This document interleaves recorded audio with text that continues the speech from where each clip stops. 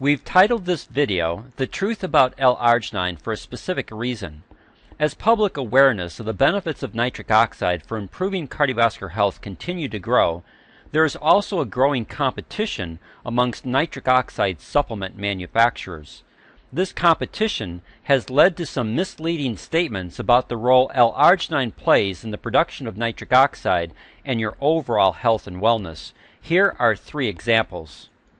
In an email by Dr. Nan Catherine Fuchs, she makes the following statement in her title and subtitle, quote, "Boost your nitric oxide levels with L-arginine, right? Wrong. Here is why arginine is nearly useless for people over 40. This email directly promoted a product called CircO2, which uses a nitrate-nitrite pathway with L-citrulline for the creation of nitric oxide.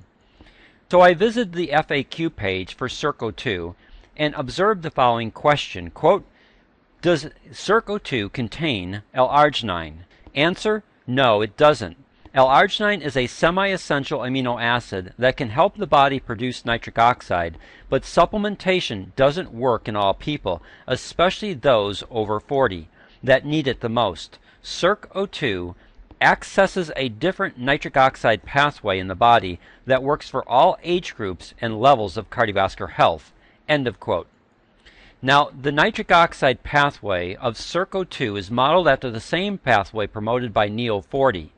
And the same issue about the importance of L-arginine, especially in people over the age of 40, continues to surface. Here is a direct quote from Susie Cohan, who brands herself as America's pharmacist. Quote, "Many people associate L-arginine with nitric oxide, but in fact it is the L-arginine pathway that becomes dysfunctional with age. Therefore, L-arginine supplementation often does not work in adults over 40. However, it can be effective in young healthy individuals with functional endothelial function. My point is that people with endothelial dysfunction are by definition unable to convert L-arginine to nitric oxide. L-arginine should not be recommended following acute myocardial infarction, heart attack, that is. Furthermore, supplementing L-arginine to promote nitric oxide production in people with risk factors for heart disease such as smoking, obesity, high blood pressure, diabetes, high cholesterol, sedentary lifestyle, and history of heart disease does not normally work." End of quote. Wow. Given this information, you would think that L-arginine is dangerous and ineffective. Yet the 1998 Nobel Prize in Medicine was awarded to 3 American researchers who discovered how the endothelium, which is a tissue that lines all of our cardiovascular system, converts the semi-essential amino acid L-arginine into nitric oxide. One of these Nobel laureates is Dr. Louis J. Ignarro, who wrote a national bestseller entitled No More Heart Disease. It's still the best book in the market to help you understand the power of nitric oxide to improve circulation and the ability of the endothelium to produce it when properly nourished. So let's start with the basics so that you can understand this issue by addressing the 3 key components in this health debate and the misinformation that is being promoted as fact: endothelium, nitric oxide, L-arginine. Your endothelium is only 1 cell thick, and it lines all of your vascular system. The inside of your heart is lined by the endothelium. All your arteries and veins, arterioles and venules are lined by this 1 cell thick tissue. Your capillaries are just extensions of the endothelium. It's the largest secreting tissue in your body, and one of its functions is to convert L-arginine into nitric oxide through an enzymatic process. Before we look at the importance of L-arginine, let's first understand nitric oxide. Outside your body, it's considered a pollutant, but inside your body, nitric oxide acts as a signaling molecule. All this means is that it causes something else to occur. For example, in the bloodstream, nitric oxide has 3 specific properties. First, it causes the smooth muscle of the vascular wall to relax. This results in vasodilation, allowing for greater blood flow into a tissue or organ. This typically helps bring blood pressure back into a normal range.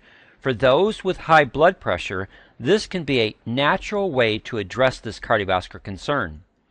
Second, Nitric oxide helps to prevent blood platelet cells from sticking together, so it naturally prevents strokes and heart attacks. Third, nitric oxide initiates reparative mechanisms that help heal damage done to the endothelium to help maintain its ability to properly produce nitric oxide. This reparative process also prevents plaque formations and calcification, which accounts for approximately 74% of all cardiovascular disease.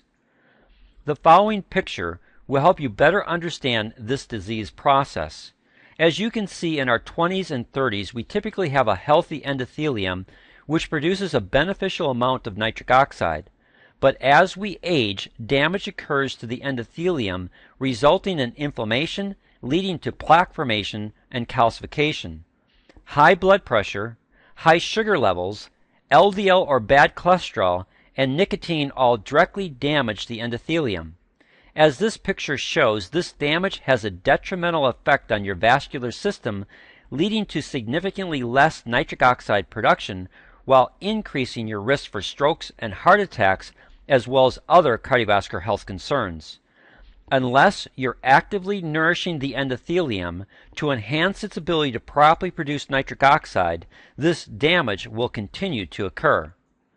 So the real question is, how can you best nourish the endothelium so that nitric oxide can initiate the reparative mechanisms needed to help maintain a healthy vascular system? This is where the semi-essential amino acid L-arginine comes in. L-arginine is now classified as a semi-essential amino acid. What this means is that your body can produce its own L-arginine, but not in high enough quantities to maintain optimal health. Thus, you need an outside source. This need for an outside source has given rise to the different nitric oxide supplements in the marketplace. Here's a picture of the metabolic pathway for the creation of nitric oxide. While this can be confusing to look at, we want to focus on just a couple of items. First is L-arginine. When L-arginine is present, the enzymatic pathway of the endothelium can work to properly create nitric oxide. Second is the need for the amino acid L-citrulline. When L-citrulline is present, it can take the spin-off molecules of nitric oxide production and reform additional L-arginine to help the endothelium continue its production of nitric oxide. Thus, the combination of L-arginine and L-citrulline is the best method for long-term production of nitric oxide regardless of your age. It's not just L-arginine or just L-citrulline. Rather, it's the proper combination of both of these amino acids that achieve the best results. As Nobel laureate Dr. Louis J. Ignarro notes in the introduction to his book No More Heart Disease, quote, "It is the synergy between the L-arginine in a large enough dose, the L-citrulline, and the key antioxidants that creates dramatic increases in your body's nitric oxide production. Without the proper combination of these nutrients, which so many other programs lack, you will receive little to no benefit from nitric oxide therapy." End of quote. Now let's go back to L-arginine because it plays a critical role in other metabolic pathways. If the enzymes of the endothelium don't use L-arginine for the creation of nitric oxide, then L-arginine is used to fuel other metabolic pathways needed for optimal health. Let's start on the right and work our way to the left. The protein synthesis pathway. This is foundational to life. Without the ability to properly produce proteins from the building blocks called amino acids, most biological functions would stop. L-arginine plays a critical role in the formation of proteins. The nitric oxide citrulline pathway. We've already spent time looking at this pathway and we'll come back to it in a little bit. The creatine pathway. According to the Mayo Clinic, quote, approximately 95% of the body's total creatine content is located in skeletal muscles, end of quote. Creatine is important for enhanced muscle mass and strength, but it also plays a role in congestive heart failure. Again, according to the Mayo Clinic, quote, patients with chronic heart failure have low levels of creatine in their hearts. Several studies report that creatine supplements may improve heart muscle strength, body weight, and endurance in patients with heart failure, end of quote. So this metabolic pathway of converting L-arginine into creatine has tremendous value for muscle strength, endurance, and heart health. The Urea and Ornithine Pathway. This pathway is absolutely critical to your well-being. Urea is the major end product of nitrogen metabolism and is used to rid your body of ammonia waste products. Ammonia is toxic, even in small amounts, and this conversion of ammonia to urea occurs in the liver. Once urea is formed, then it's transported to the kidneys for excretion. One of the spin-offs of the urea cycle is an amino acid called ornithine. Ornithine promotes good liver function, detoxification, the release of growth hormones that aid in metabolizing excess fat, and seems to boost the body's immune system to counter bacteria, viruses, and tumor cells. The Agmatine pathway. Agmatine is a byproduct of L-arginine metabolism and plays some very interesting roles in your body. First, it helps protect the enzymatic pathway the endothelium uses to create nitric oxide. Second, it inhibits those enzymes that break down nitric oxide. Thus, it aids in the production and protection of nitric oxide. Additionally, Agmatine helps stimulate the release of pituitary hormones and is believed to have strong neuroprotective effects, leading to improved neurotransmission and brain health. This enhances your sense of well-being. The proline pathway. One metabolic pathway not shown in the previous slide, but shown in this slide, is the creation of proline. This non-essential amino acid is responsible for tissue repair, collagen formation, the prevention of arteriosclerosis or hardening of the arteries, and helps with blood pressure maintenance. As you can see, the semi-essential amino acid L-arginine is critical to your overall health of your body, as well as needed for the proper production of nitric oxide. Individuals who tell you that L-arginine is bad for you or dangerous to your health, especially if you're over the age of 40, either don't understand this semi-essential amino acid or have another agenda. Now, let's go back to Susie Cohan's earlier statement, which I placed on the screen. Quote, L-arginine should not be recommended following acute myocardial infarction, heart attack that is. End of quote. Most people who make this statement are usually referencing the John Hopkins study in which L-arginine HCL was used for post-heart attack patients. These patients were split into two groups.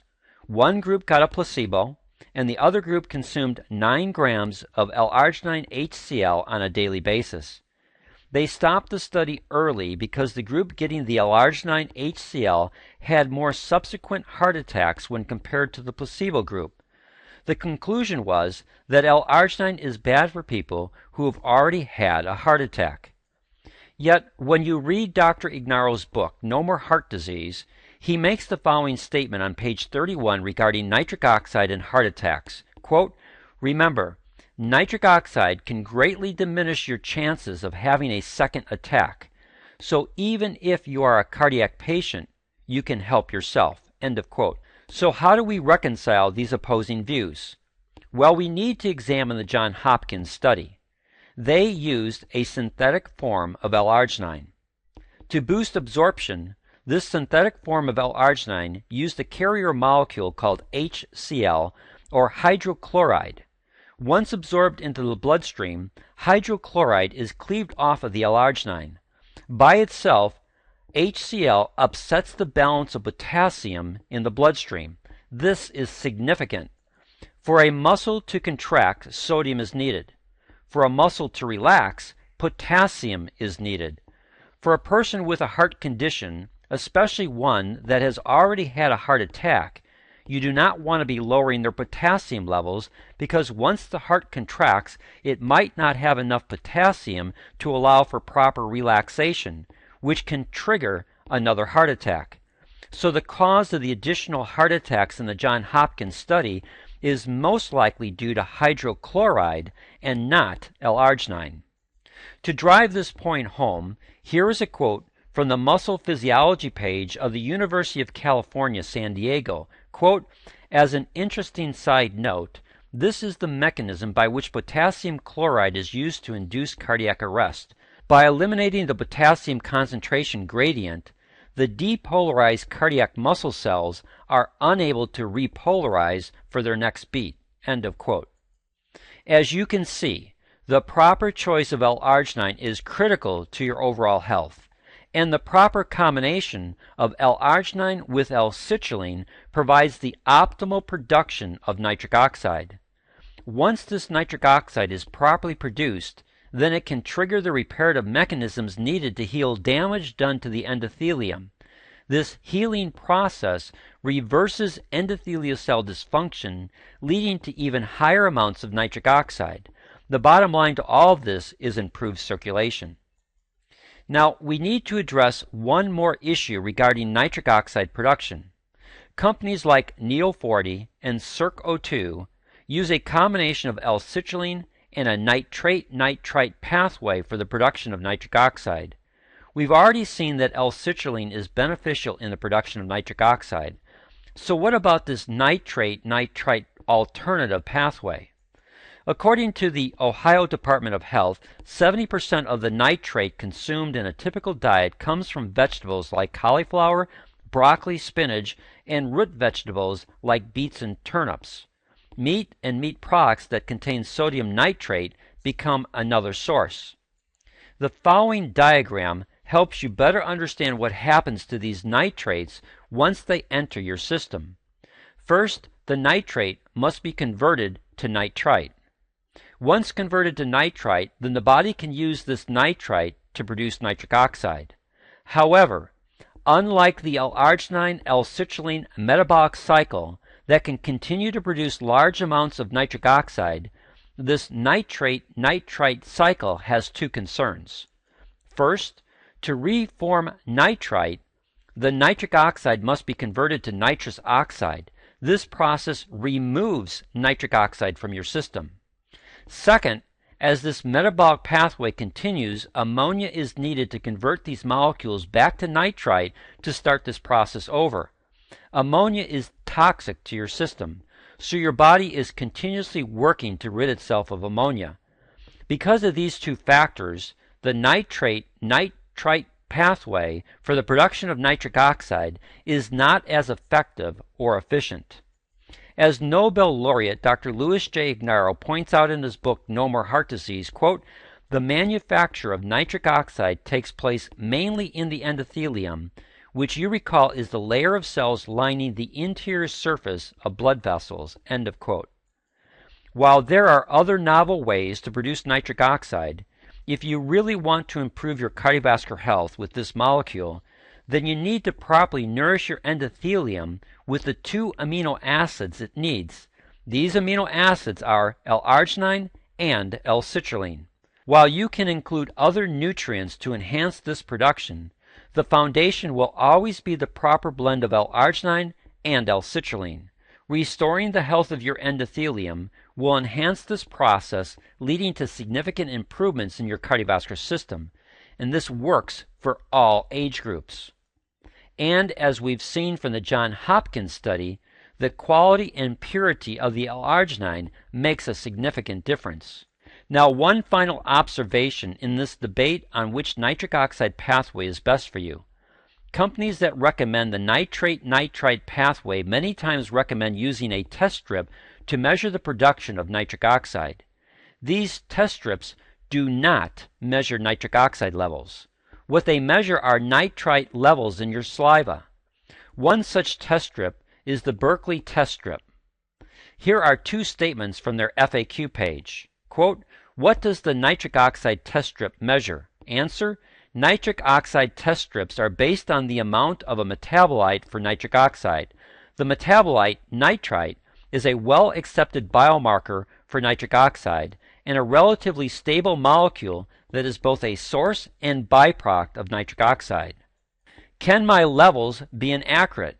Yes. Although it is fair to say that saliva nitrite levels provide a relatively predictable measurement of nitric oxide levels in our body, the readings can be falsely low or high in some instances, end of quote. Thus, these types of test strips are only measuring nitrite levels in your saliva.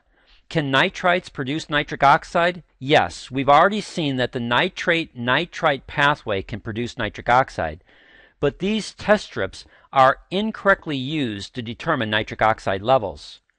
If you use a proper combination of L-arginine with L-citrulline to fuel the enzymatic pathway of the endothelium to produce therapeutic levels of nitric oxide, then this will not show up on these test strips because this pathway doesn't create nitrites in your body.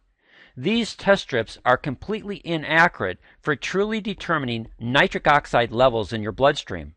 All they do is measure nitrite levels in your saliva, not nitric oxide levels in your bloodstream. We hope this information will be helpful to you as you make your decisions about which nitric oxide supplement you should choose. While there are several nitric oxide pathways, the best will always be the proper combination of L-arginine with L-citrulline. Then it becomes a decision about the quality and purity of the L-arginine and L-citrulline plus other ingredients, all designed to properly nourish the largest secreting tissue in your body, which is the endothelium. If you have any questions about the content of this material, then please directly contact me at 1-800-966-3012.